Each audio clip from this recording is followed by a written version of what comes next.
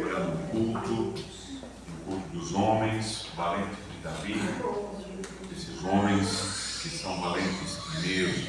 Graças a Deus, louvo a Deus por esta oportunidade. Querido, nessa noite eu quero meditar na vida de Gideão e quero trazer alguns aspectos da vida de Gideão, do ministério de Gideão, não é? Das batalhas de Gideão, da vida dele, para a nossa vida. Eu quero ler somente 2 versículos e quero me ater no capítulo 6 do livro de Juízes. E eu quero ler o versículo 11 e o versículo 12, que é justamente o chamado de Gideão.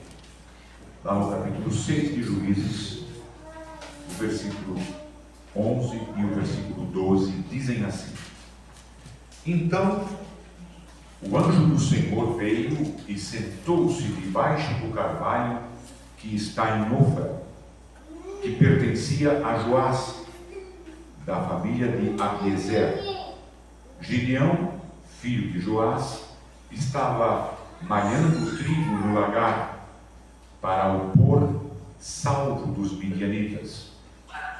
Então o anjo do Senhor lhe apareceu e disse: O Senhor está com você, homem valente. Aleluia.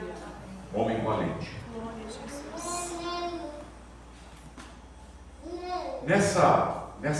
Nessa questão, irmãos, eu quero colocar aqui, Gideão foi um líder que serviu a Deus e ao seu povo como um juiz. O povo de Israel, ele veio de 4 décadas de uma vida boa, de Débora e Baraque, que foram os juízes que antecederam Gideão. Então, sob a égide de Débora, principalmente, não é mesmo, de Baraque, Israel teve aí 40 anos de paz e de prosperidade. Mas aí então, Israel, geralmente esses momentos assim, que nós estamos, que está tudo de bem, não é mesmo? Está tudo certinho, a conta no banco está certa, a saúde está bonitinho, a casa está... A gente tende a esquecer um pouquinho de Deus, não é mesmo? E amolecer algumas regras e tal, enfim. E foi o que aconteceu com Israel. E aí então, Israel comete alguns delitos, abandona Deus, adora outros deuses, como bem normal na vida de Israel da época, pelo menos, ainda hoje o é. E Deus age nessa situação. E Deus age nessa situação. E aí então, o povo midianita, os amalequitas e os mesopotâmios invadiam, na época da colheita, Israel, invadiam a terra e roubavam toda a verdura, a semente, o milho, o trigo, essas coisas tudo, roubava tudo. E eles ficavam em situações muito precárias. E nesse contexto, irmãos, a família de Joás, pai de Gideão está lavrando, limpando o trigo, malhando o trigo, lá num lugar escondido para pôr a salvo esse pouco de trigo para a sua família. Provavelmente Joás disse: olha, Gideão, tu pega esse molho de trigo e vai lá no lagar, porque agora não é época de uva, então os midianitas não vão chegar lá. Você vai lá no lagar e malha esse trigo lá. Aqui nós já temos assim algo que é muito interessante, e eu quero já expor essa questão para você. Muitas das vezes nós estamos de uma forma assim análoga, não é mesmo? Malhando o trigo no lagar. O lagar, irmãos, era um lugar lá embaixo de um vale, porque botava a uva, era pisada aqui em cima, e a uva descia ao lagar. lá embaixo, né? Pela própria gravidade. E quando você malhava o trigo, não podia ser num lugar baixo, tinha que ser num lugar alto. Malhar o trigo era pegar um molho de trigo, tinha aquelas cestas grandes, batia o trigo dentro da cesta, o trigo soltava da palha, a pessoa jogava o trigo para cima com a cesta, o vento que soprava, não é mesmo? Levava a palha e o grão caía na cesta, era bem mais fácil. Mas então, se você for fazer isso em um lugar que não tem vento, você tem que bater o trigo e aí escolher o trigo da palha. É muito mais complicado de fazer o trabalho. E muitas das vezes, nós nos encontramos nessa situação. Estamos malhando o trigo no lagarto. A gente está trabalhando, e a coisa não está rendendo. Parece que nós estamos indo para trás, ganhamos um pouquinho aqui, já gasta ali, e parece que nós estamos numa situação similar à de Gideão. Nós estamos vivendo dias difíceis.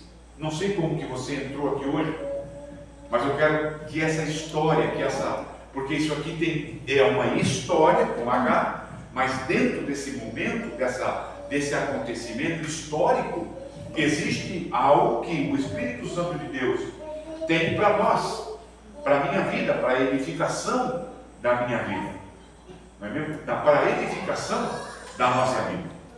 E quando nós entendemos aí, falamos de Gideão, a maioria de nós logo vai lá para Gideão e os seus 300, mas a vida de Gideão ela não se reduz a isso. A vida de Gideão é um ministério muito lindo, muito profícuo, e que tanto o escritor aos Hebreus, ele menciona a fé de Gideão, ele menciona a atitude de Gideão. Então é um exemplo muito forte para nós, não é mesmo? E como muitas outras, essa é uma história do povo de Deus, né? Deus trabalhando com o seu povo, Deus lidando com o seu povo, a conduta do povo de Deus num momento histórico. E como nós também somos povo de Deus, essa ilustração de Gideão, ela cabe na minha vida, ela serve como baliza, como um espelho para nós nos amoldar, não é mesmo? Nos amoldar. Então, os gideões eles estão enfrentando essas dificuldades. Agora, é interessante notar, irmãos, de que os midianitas, os amalequitas, enfim, os jebuseus, os heteus, os heveus, todos eles sempre foram inimigos de Israel. Sempre foram inimigos de Israel. Deus tirou o povo do Egito e caminhou com esse povo 40 anos e trouxe esse povo no intuito desse povo de Deus de Israel se apossar da terra deles. Então não podia haver uma amizade, não poderia haver amizade. É por isso que Deus diz lá para Josué, não é mesmo? E Josué comete uma falha muito grande nesse ponto do seu ministério, que era para matar, não era para fazer conchavos, não era para fazer sociedades com o povo, era para entrar na cidade e matar os seus possuidores e se apossar da terra deles. Quando a gente vê isso, parece, mas que Deus é esse? Mas é uma expressão bíblica e é um movimento bíblico para mostrar de que o pecado vai ter um fim, e o pecador terá um fim com o seu pecado. Deus mesmo disse, quando a medida deles der certo, eles vão morrer todos, e morreriam pelas mãos de Israel. Só que quando Israel tomou posse da terra, achou-se melhor, não é mesmo? Achou-se melhor, não vamos matar eles, vamos fazer eles escravos. Vamos fazer eles escravos, vamos fazer eles serviçais. Não precisa matar. Eles vivem lá e nós vivemos aqui. Não pode haver essa associação. Não pode haver essa associação. E quando há essa associação, isso aqui ele leva para um lado espiritual, e nós queremos fazer essa associação. Nós temos o nosso lado carnal e nós temos o nosso lado espiritual. E a Bíblia diz de que o espiritual batalha, luta contra o carnal. E o carnal luta contra o espiritual. Existe até uma fábula do índio americano, de que o índio americano, o filho do índio, perguntou para o cacique lá, como é que é essa coisa de espírito e da alma e tal. Aí o índio disse assim, dentro de nós existem dois lobos. Um é o espiritual e o outro é carnal. Dois lobos, lutando entre si. E aí o filho pergunta, e qual lobo que vence? Aquele que você alimenta. Aquele que você alimenta. É claro que é uma fábula, é uma história, mas ela ilustra muito bem a nossa vida, a nossa conduta. Não é? Quando nós queremos que haja paz entre o carnal e o espiritual, pode ter certeza de que o carnal vai sobrepor o espiritual. E ele retrata essa ideia. Retrata a ideia dos midianitas. Os midianitas sempre foram inimigos de Israel. E isso retrata para nós que nós temos um Satanás, nós temos um inimigo das nossas vidas. Ele sempre foi o nosso inimigo. E por que muitas das vezes esse inimigo ele se sobrepõe sobre nós? Será que o inimigo ficou mais forte? Não. O inimigo tem um poder dele. Acontece que nós nos enfraquecemos espiritual. Exatamente o que acontecia aqui. Israel abandonou Deus, abandono de Deus gera o pecado e o pecado gera a morte. Aconteceu exatamente assim. E o que acontece exatamente conosco. Então essa história, ela tem um lastro muito forte na nossa conduta. Na nossa conduta. E Gideão é algo espetacular nesse sentido. Os midianitas sempre foram inimigos de Deus, do povo de Deus. Só que quando Israel estava na égide de um bom juiz, e olhando para Deus, e buscando a Deus, e adorando a Deus, deixa eu ler aqui para você o versículo 7, para nós avançar aqui. Quando os filhos de Israel clamaram ao Senhor por causa dos midianitas, o Senhor lhes enviou um profeta que lhes disse: assim diz o Senhor Deus, Deus de Israel: eu tirei vocês do Egito, da casa da servidão. Eu os livrei das mãos dos egípcios e das mãos de todos os opressores. Eu os expulsei e dei a terra deles para vocês. E ele disse: eu sou o Senhor, o Deus de vocês. Não adorem a outros deuses. Não adorem os deuses dos amorreus, em cuja terra vocês vivem. Mas vocês não deram ouvidos à minha palavra. Então, passava-se um tempo de adoração, aí tudo ia caminhando bem. Daqui a pouco eles se desviavam. E aí então, eles se afastavam de Deus. E aí então o inimigo vinha sobre eles. E essa é a história de Gideão. É aqui que começa a história de Gideão. É aqui que começa a desenvolver isso. Eles estavam vivendo um estado de medo, de fraqueza, de insegurança. Gideão emerge como um herói de Israel, cheio da presença de Deus e da sua paixão, e uma paixão forte pela liberdade. Ler e estudar a vida de Gideão vai nos encorajar, vai nos impulsionar, vai nos promover à frente, não é? Vai reconhecer a nossa fraqueza, e como essa fraqueza ela vai ser a chave. Quando nós reconhecemos que nós somos fracos, que nós pecamos, que nós erramos, porque o versículo 7 diz assim, quando os filhos de Israel clamavam ao Senhor. Quando eu clamo a alguém, é porque eu estou declarando que eu sou fraco. Eu estou declarando que, no caso de Israel, nós erramos. Nos perdoa, Senhor. Nós abandonamos o Deus verdadeiro e passamos a adorar o Deus Baal, o Deus dos amorreus.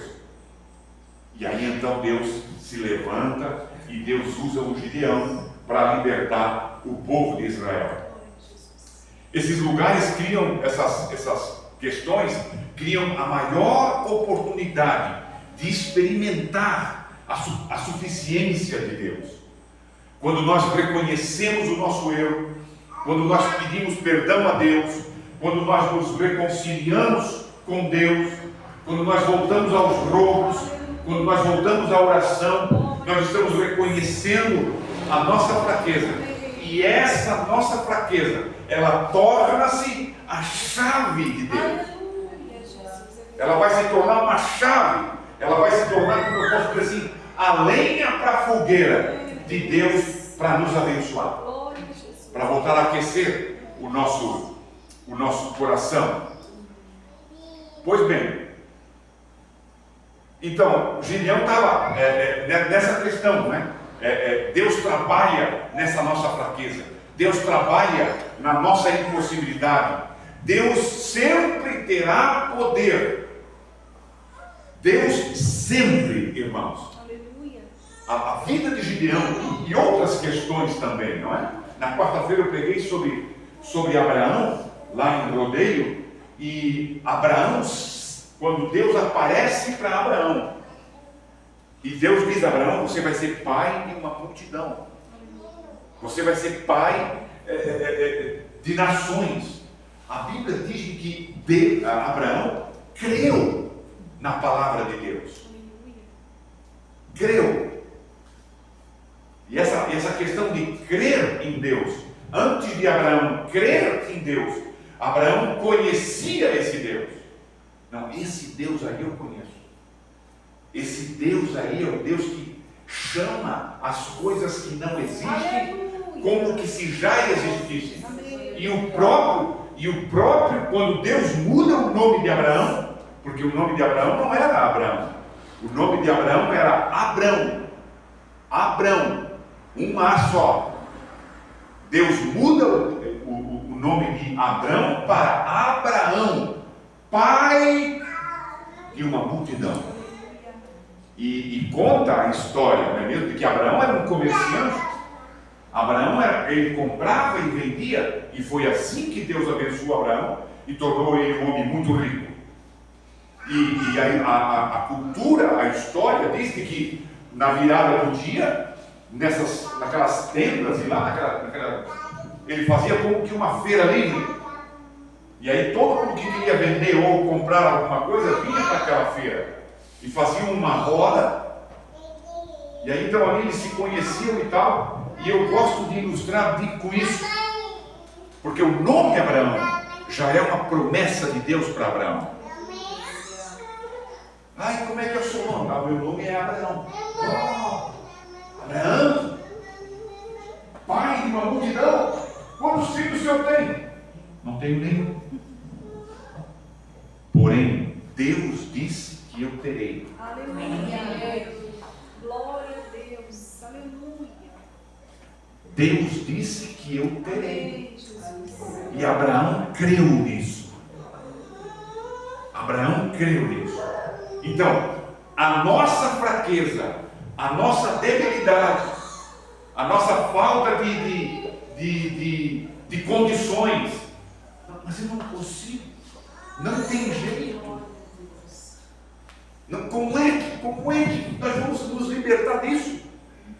A história e o capítulo 5 de Juízes. O capítulo 5 de Juízes diz que Israel fez para si buraco na terra, cavernas, para morar lá dentro. De tão subjugado que eles estavam pelos amalequitas. Não tem condições, irmãos. Não havia condições humanas de se libertar dessa situação. Não tinha condições. Essa era a vida de Gideão. Era esse o momento de Gideão. E Gideão está lá, lavrando malhando o trigo lá no lagar, com certeza com um coração amargurado, com um coração apertado, olhando para os lados para ver se não vinha ninguém para roubar o trigo dele. É nesse momento que o Senhor vem e da fraqueza de Abraão,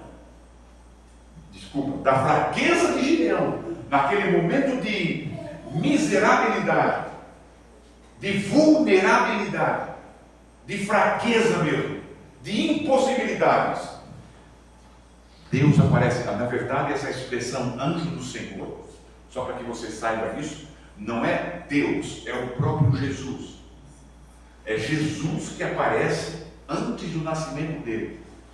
É Jesus já agindo no Antigo Testamento. Sempre que você encontrar essa expressão, o anjo do Senhor, com letras maiúsculas, é uma menção a Jesus. Porque Jesus, ele simplesmente nasce de Maria, mas ele é eterno, nós sabemos disso, não é? Aí então já é uma outra história. Pois bem, o chamado, aí então, eu imagino, irmãos, eu vou lá junto. Quando eu estudo, quando eu mergulho assim, eu procuro me contextualizar. E eu entro lá junto. E fico sentado em cima do mar. Pensar do lado dali do banho do Senhor e fico olhando a cena. O que Jesus, o que o anjo do Senhor, por que ele ficou olhando para Gideão?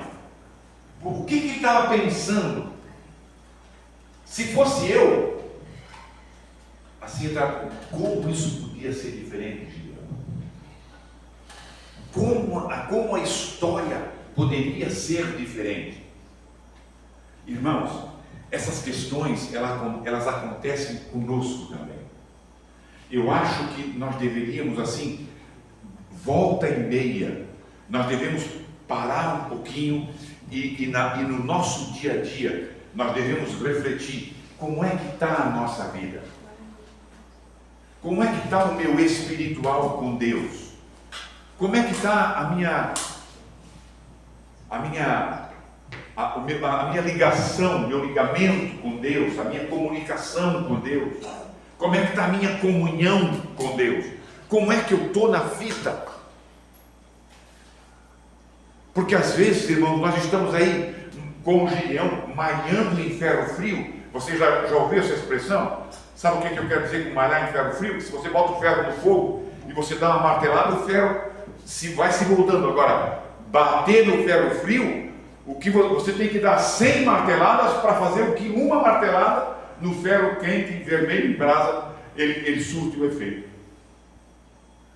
E estamos trabalhando e não está dando certo, e aí eu dobro os joelhos e parece que a minha oração não sai do teto, e eu leio a Bíblia, eu já não consigo mais. Nós temos que fazer essa análise, essa autoanálise. Porque quem sabe, irmãos, nós estamos meio que fora dos projetos de Deus. Nós estamos querendo fazer o nosso caminho, querendo fazer do nosso jeito. E aí então Deus pega e se senta lá em cima de uma pedra e fica olhando o camarada malhar o trigo dele. A interpretação e a aplicação para a minha vida que eu faço desse texto, e o anjo do Senhor veio e assentou-se debaixo do carvalho lá, ficando olhando Gideão, a aplicação que eu trago para a minha vida é essa. O anjo do Senhor ficou analisando Gideão. Como poderia ter sido diferente de Gideão? Como essa coisa pode ser diferente? Sabe, a nossa vida vai de tombo em tombo. Aí você já tentou empurrar um negócio parado? Você tem que fazer uma força danada para ele passar do centro, e aí então ele dá um tombo. Aí você toma um fôlego. Vamos mais uma vez, outro tombo. Vai de tombo em tombo. Isso podia ser redondo. Isso podia ser fácil de empurrar à frente. Mas porque nós estamos meio que afastados, meio que desviados, não é mesmo? Aí então as coisas tornam-se difíceis. E Deus está do lado olhando. É, Jesus, aleluia. E Deus está ali do lado. Como eu poderia fazer isso easy? Como eu poderia fazer isso fácil para você? Deixa eu fazer para você. É aquele texto que está lá em Provérbios, né? Duro é comer o pão de dores. É Provérbios, né? Duro é comer pão de dores. Sabe o que é pão de dores? É você trabalhar de sol a sol para comer o pão, para botar o pão na mesa. Aí ele diz assim, ó, aos que amam ao Senhor, Ele dá enquanto você dorme. Aleluia. Aleluia. Amém, Jesus. Glória a Jesus. Entende o que eu quero? Entende o ponto que eu quero colocar? Aonde que Deus aparece na vida de Gideão? E aí então, avançando, Gideão está lá, aquela coisa, cansado, suado, cheio de pó na garganta, pó no nariz, pó no ouvido, pó na cabeça, enfim, cheio de pó, e de repente o anjo do Senhor aparece e diz para ele: veja que situação complicada, o Senhor é contigo, homem valente. Glória a Jesus. Oh! O Gideão olha para o lado, cadê o homem? Cadê o homem valente? É, Deus Santo. Porque o que o anjo do Senhor diz não está acontecendo. Primeiro que Gideão está ali furtivo, medroso, fugindo, se escondendo do Amalequita. Onde é que está o homem valoroso? E aonde é que está esse Deus que está comigo?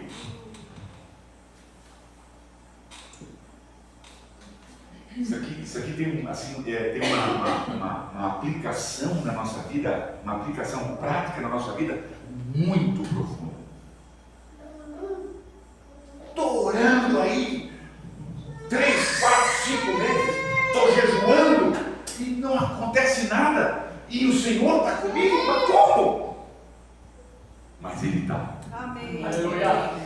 Ele está. Ele está conosco nas horas difíceis. Aleluia. Só que a questão é a seguinte: se eu quero levar do meu jeito, Ele se afasta. Aleluia. Ele deixa você conduzir a coisa. Ah, você quer assim? Tá bom, já vai. Tem uma história que diz assim, de que o crente estava andando na BR-101, no caminho dele, e de repente ele vê Jesus pedindo carona. Vê Jesus pedindo carona. Aí o crente, é Jesus, vou dar uma carona para ele. Vai o carro, abre a porta, o carro, Jesus entra e ele continua. Esse é o crente. Esse é um crente. O cristão está lá aí Jesus pedindo carona. O cristão sai, coloca Jesus no volante e ele senta no banco do carona. Esse é o cristão. Muitas das vezes, irmãos, muitas das vezes, nós queremos estar in charge.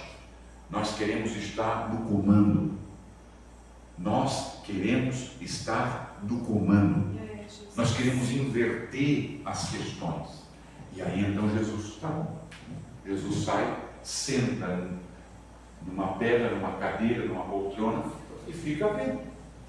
Aleluia. Tá bom, então vai lá malhar o teu trigo lá no lagar.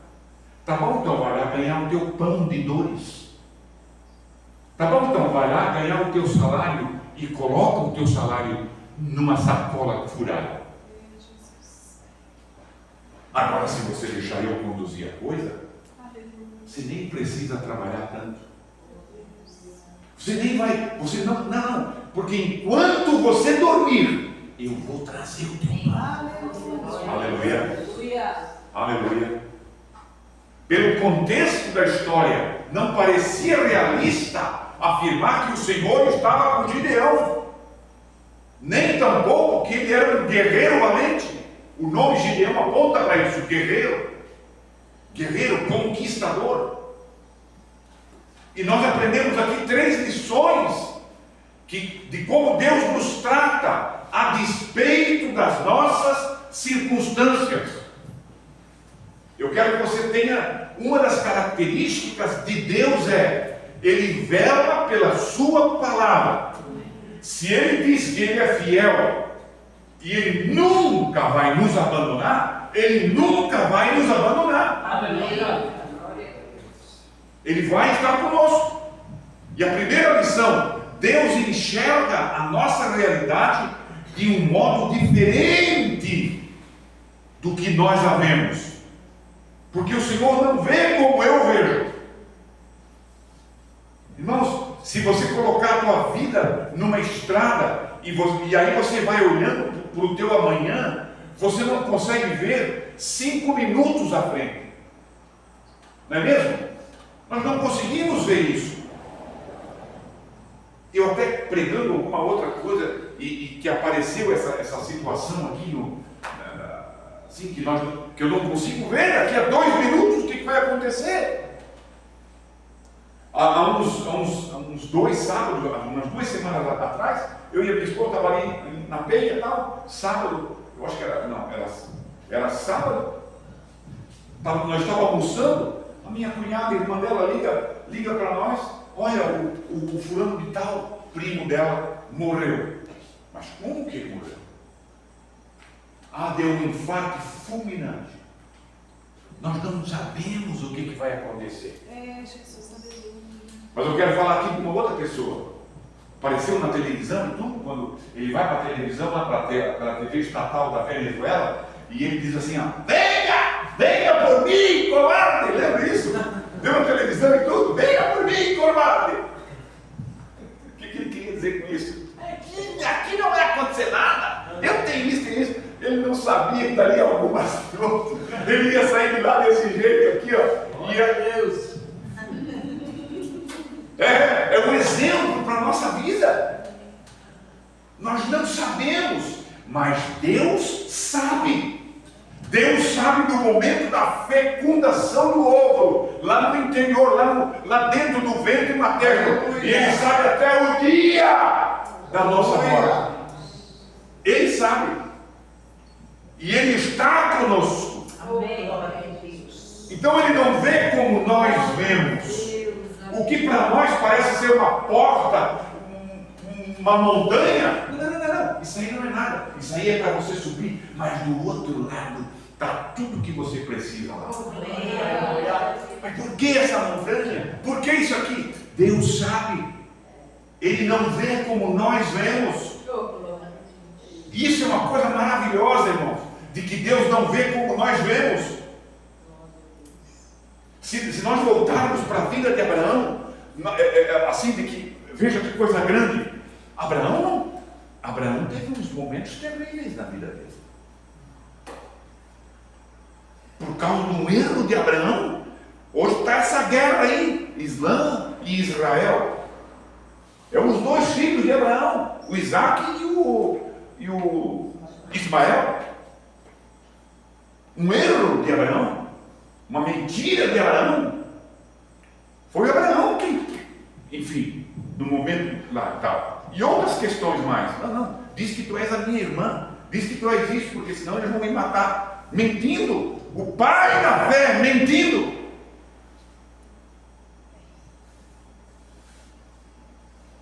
Só que quando Deus fala de Abraão no Novo Testamento, Deus não fala disso. A Bíblia não traz nenhum problema de Abraão. A Bíblia traz o que Abraão fez de bom. Deus olha para nós, irmãos, e Ele procura as coisas boas.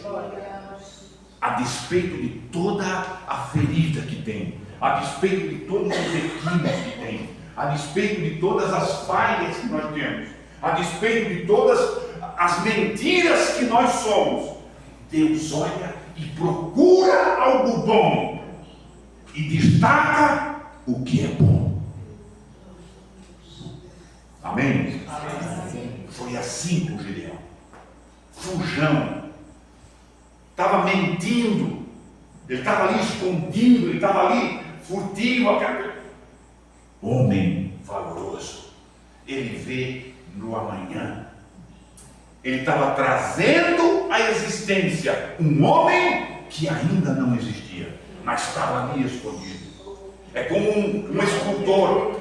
É como um escultor. É como aqueles artistas que trabalham com madeira. Eu fico vendo aqueles vídeos e acho aquilo tremendo demais. Aí eu vejo lá, mas é um tronco podre, e assim com raiz todo torcido, cheio de nó, podre aqui, podre lá, nó aqui, nó lá, raiz aqui, raiz lá, não serve para nada. Eu já meto a motosserra e faço lenha para queimar. O artista, não, dá um talho aqui, corta aqui, prepara aqui, limpa ali, tá, pendura na parede. Que coisa linda é essa? A visão do artista. A visão. Deus é um artista. Deus é um artista, irmãos. Sem assim, para mim mudar de ponto. Eu gosto muito dessa expressão aqui. Nós somos mais de 8 bilhões, quase 9 bilhões. Quase 9 bilhões de seres humanos na Terra. Hoje estou eu e você aqui, escolhidos por Deus. Aleluia. Alguma coisa Deus viu na irmã. E essa é a mulher que eu preciso. Amém. Esse é o homem que eu preciso. Aleluia. Esse é o moço que eu preciso. Amém. Aleluia. Vai, continua isso aí. As dificuldades deixa com ele. Deixa ele conduzir. Porque daí a dificuldade ele mata no peito. Aleluia. Aleluia. Deus nos... Então, a primeira questão, Deus enxerga a nossa realidade de um modo diferente. Deixa eu contar mais uma história sobre essa questão. Tinha um presbítero lá na nossa igreja que ele tinha uma gana de pregar. E ele mas eu, Deus do céu, eu sei que um dia eu vou ter que deixar ele pregar. E chegou o dia. Ele assim me impostou, assim de tabela, né? Mas eu já estava meio que tarimbado. Ele ok, tá bom. Daqui a 2 quartas-feiras, nosso culto era quarta-feira, você vai pregar. Ele sai dando pulo, tal. E eu, irmãos, nós não temos essas cadeiras aqui, tá, na nossa igreja. Todas as cadeiras estão ali. E eu me sento aqui, naquela cadeira onde está, na última cadeira desse lado, naquela lá onde está sentado o Edgar, lá eu sento. E a minha esposa senta ali onde está a irmã, na segunda fileira. Irmãos, aquele homem começou a pregar, ele começou a suar. Mas suava de bica. Eu disse, esse cara vai morrer lá. Ele vai morrer lá. Aí chegou um momento que eu vou ter que parar. Ele falava meio assim, minha história. Eu vou ter que parar de pregar. Aqui quando eu vou aos reis, o pastor vem aqui e vai orar por mim. A minha mão até fica assim, não. Pegou no cabelo, ele estava encharcado. E não teve jeito. Ele foi mais uns minutinhos e encerrou. Aí eu peguei lá, entregou, e aí eu peguei o texto dele e tal, e dei uma remendada ali e concluí. Terminamos o culto, ele foi para casa. Irmãos, do trajeto de casa, da igreja até na casa, ele teve um ataque. E hospital. Mas ele tinha uma fé que eu tiro do céu esse homem. Se eu tivesse a fé que ele tem, Severino já era tudo crente. Pois bem, irmão, eu fui visitar ele no hospital, no outro dia, fui lá visitar ele. E ele assim, ele não perdeu a rédea, ele não perdeu a rédea, estava ali infartado, graças a Deus não foi muito forte, mas enfim, e tal. Eu sei por que eu vim para cá, meu pastor. Você é mesmo? Por quê? Está vendendo lá? 80 anos, nunca ouviu falar de Jesus. Já preguei em Jesus para ele, e ele já aceitou Jesus, e a minha mulher está trazendo uma Bíblia em italiano para ele. Deus sabe. Eu aprendi com aquilo. E apliquei aquilo na minha vida. Deus sabe. Deus vê as coisas por um ângulo diferente. Diferente. Ele transforma Aliás, essa é a questão maior de Deus, transformar situações em situações. Aleluia. O exemplo máximo disso é a cruz do Calvário. Maldito aquele que morrer pendurado, pois daquela maldição Deus traz a salvação para mim. Aleluia. Segunda lição, irmãos, que nós já estaremos concluindo.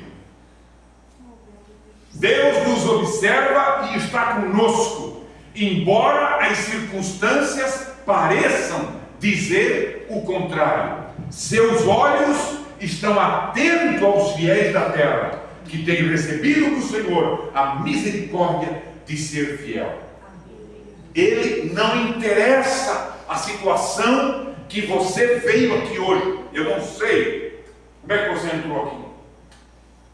Não sei como é que você está vivendo lá. Não sei que tipo de trigo você está malhando e não sei aonde você está malhando. Não sei as dificuldades que você está enfrentando. O que eu quero que você saia daqui nessa noite é com essa certeza: Deus, se você o teme, se você o ama, e se Ele é o teu Deus, Ele está no controle. Aleluia. Ele está contigo. Ele está contigo. Mesmo, ele diz assim, mesmo que você seja infiel, eu, porém, serei fiel. Aleluia. Glória a Deus. Eu sou fiel. Ele diz. Não, uma vez eu fui no posto botar gasolina, e eu assim, você vai ficando um pouquinho velho, você vai ficando meio corajoso, e às vezes até meio, sei lá, meio que... Aí eu estou olhando lá no posto, eu acho, não tenho certeza, o dono do posto tinha alguma igreja, alguma conexão com isso. E aí estava lá no posto assim, Deus é fiel para os que são fiéis. Eu falei para o bombeiro assim, essa frase está errada. Como? Isso é da Bíblia, isso é de Deus, isso é da igreja. Deus é fiel para mim. Não. Se a fidelidade de Deus depender da minha fidelidade para com Ele, eu estou no salvo. Eu estou no salvo. Aí o cara parou e pensou, mas sabe que o Senhor está certo? É verdade, nós não somos fiéis a todo momento. Nós não somos fiéis. A fidelidade de Deus não depende da minha fidelidade. Passei lá o outro dia, estava com o pé. Deus é fiel, só acabou. Graças a Deus que Ele compreendeu. A despeito da nossa infidelidade, a despeito da nossa incredulidade, Ele permanece fiel. A tua mão dele vai estar sempre contigo. Aleluia. Deus conhece o nosso potencial, mesmo nós ainda não conhecendo que eu tinha esse potencial.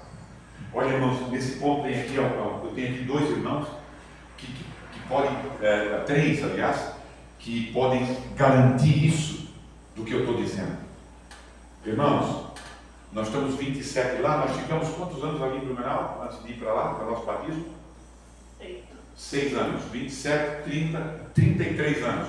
Há 35 anos atrás, irmãos, se fosse me dizer, olha, você vai aceitar Jesus e você vai pregar a palavra, você vai se tornar um pastor, delírio, está delirando. Não, isso não é para mim. Isso não é para mim. Mas Deus sabia. Eu sei que eu estou aqui porque Deus me escolheu. E eu sei que a minha escolha, irmãos, não foi quando eu tinha 33 anos. Não. A minha escolha foi quando a minha mãe me gerou. Ele mesmo diz, do ventre materno eu te conheço. Do ventre materno eu te chamei. Do ventre materno eu estarei contigo. Foi eu quem te entreteci lá no ventre materno, diz a Bíblia. Então, irmãos, ele conhece, porque foi ele que colocou esse potencial, foi ele quem colocou esse dom. Um é para tocar, o outro é para cantar, muito embora troca de nota, aquela coisa toda, e para lá e para cá. Mas o outro é para contribuir, o outro é para isso, o outro é para aquilo. Deus coloca o dom quando ele fecunda o alvo. Ele sabe disso. Mesmo assim, irmãos, ele nos escolheu quando ninguém mais dali não serve.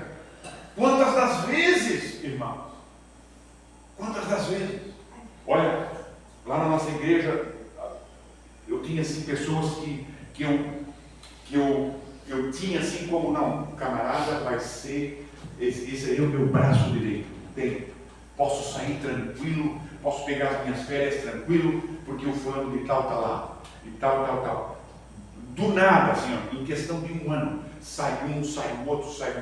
Eu disse, meu Deus, e agora estou sozinho de novo, tal, aquela questão toda. Vamos chamar o irmão ali para trazer uma palavra para nós, tal. E o homem pregava que Deus levantou aquela pessoa de uma forma tão forte, de uma forma tão eficaz, que eu disse, meu Deus, pregar de poder vai ser difícil, hein? Porque quando a pessoa vem aqui e prega, era o versículo e era tudo e tal, aí até é fácil você dizer. Agora, quando vem e prega melhor do que você, é complicado. Estou eu lá com pregadores que eles dizem, sangue de Jesus tem poder da minha vida, porque eu vou ter que melhorar muito para chegar nisso aí. Deus levanta. Amém. Deus tem. Amém. Não fala que você é isso, que você é aquilo, não fala nada disso, Senhor. Eis-me aqui, porque o resto Ele faz. Não é eu que faço, não é você que faz, não somos nós. Não somos nós. E você vai ver isso na própria história de Abraão, de Gideão. O Gideão, você conhece a história, você sabe disso. Daqui Gideão vai para a guerra, com não sei quantos mil pessoas. Não. O que é Gideão? Não, Gideão. É muita gente. Por que Deus foi tirando? Por que Deus fez 2 expurgos? Porque, humanamente falando, com 300 era impossível ganhar. O que Deus quer mostrar aqui? O que a Bíblia quer dizer? O que o Espírito Santo de Deus quer mostrar para mim e para você? Você sabe que ele ganhou a guerra com 300 homens. Estava com 30 mil, não sei quantos homens lá. Sai tudo, vai tudo embora. Fica só 300. Aleluia. E não é que ele precisava de 300. Esse mesmo Deus ganhou outras batalhas sem dar um tiro de flecha. Ele derrubou as muralhas de Jericó, a primeira guerra de Israel, sem dar um tiro de flecha. Derrubou as muralhas. Ele não precisa disso. Deus fiel, aleluia. Ele quer os 300 para mostrar que aquilo que eu tenho que fazer, eu preciso fazer. Mas tudo o que eu fizer vai ser insuficiente. Ele pegou os 300 para mostrar porque você sabe que com 300 não vai dar. Não é você que ganha a guerra. Quem ganha a guerra sou eu. Aleluia. Quem faz sou eu. Quem derruba as muralhas sou eu. Quem cura sou eu. Quem repreende o demônio, você até pode falar, você pode até impor as mãos, mas no nome de quem o demônio sai, é no meu nome. Você não salva ninguém, quem salva sou eu. O teu sangue não purifica ninguém, o sangue que purifica é o meu. Você não é nada, mas eu preciso de ti. Eu sou o teu poder. Essa é a história de Gideão. Estude a história de Gideão. Olhem para a história de Gideão. Nós terminamos as 9, certo? Olhem para a história, fique de pé comigo. Olhem para a história de Gideão. Desenvolva a história de Gideão. Você é um Sansão. Você é um Davi. Olhe de onde Deus tirou Davi. Olhe de onde Deus tirou Sansão. Olhe de onde Deus tirou Gideão. Olhe de onde Deus tirou Abraão. Grandes homens. Olhe de onde Deus tirou José. Olha a história de José. Dê uma olhadinha nas minúcias da história de José, para você ver se a história de Gideão e a minha história e a tua história não se encaixam. Amém? Amém.